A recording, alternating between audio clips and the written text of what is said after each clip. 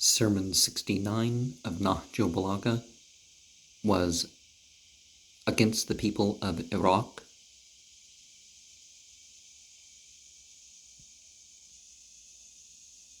who, by the metaphor, you could say, seemed like they had a great opportunity,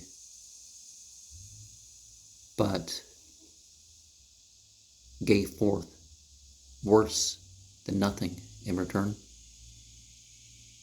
Now, I'm not necessarily saying that's about what's going on right now, but certainly if they were to break free from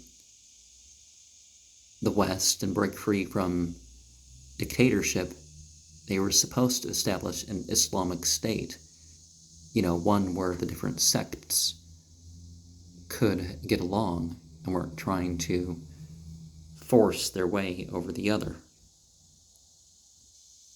And government from the outside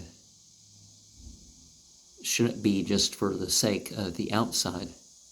There should be other circumstances involved. It should be about the truth.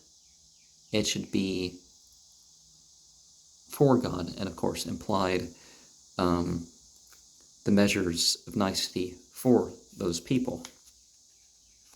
So many of these so-called wars for peoples, we're finding that they are, quite the opposite. You have a country, and the wealth of that country is given so much to others. Like, didn't they say that in Afghanistan there's $79,000 per person given to foreigners? And I'm talking, even the infant averaged out in all this. One of the richest per capita places in the world, but such poverty. Letter 69, Harth Hamdani. And you look at almost all these countries that people say, oh, third world and all this. It's like, aren't they richer or close to as rich as this country? Surah 3 contains some of this lesson. And we're supposed to hold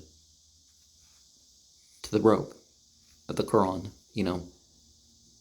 what it says is lawful, what it says is unlawful, what it says is right, what it's indicating for the future and the present.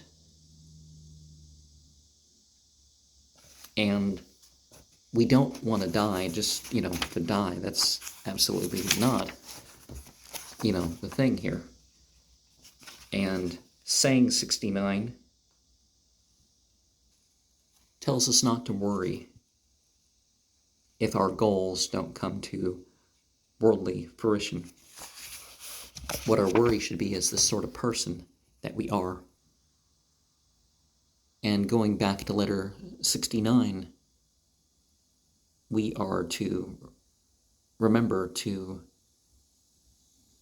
avoid expressing some emotions, but to, direct them towards what is right, and to work on forgiveness in some sakes and being secret in other senses.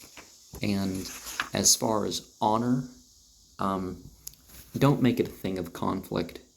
Don't make it a contest in which one's honor can be assailed. You kind of, step back from it. Like one of the things I've seen is these people on the internet that are like, oh, I don't believe in your thing, so why don't you all group together and curse me? And it's like, no, don't do that stuff.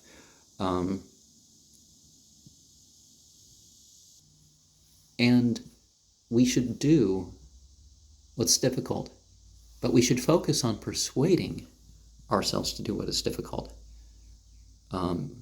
Not just getting up and forcing ourselves to do what would be good or what we have to do.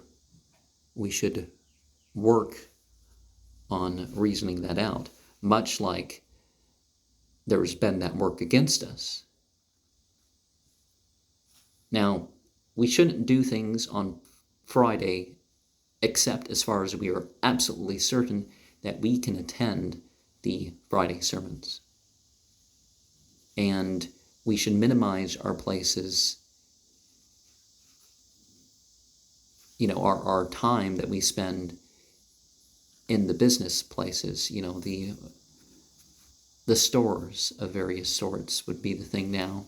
I mean, there are open markets and stuff like this, but, you generally don't just go and hang out in a store like the people who hang out at a Walmart plagues of the place, right? Are the people who, they go to the store and instead of going and getting what they need, they wander up and down all the aisles. This is just not something to do. And we should try to live where the Muslimin are. We don't really have instruction here about where that's not the case, but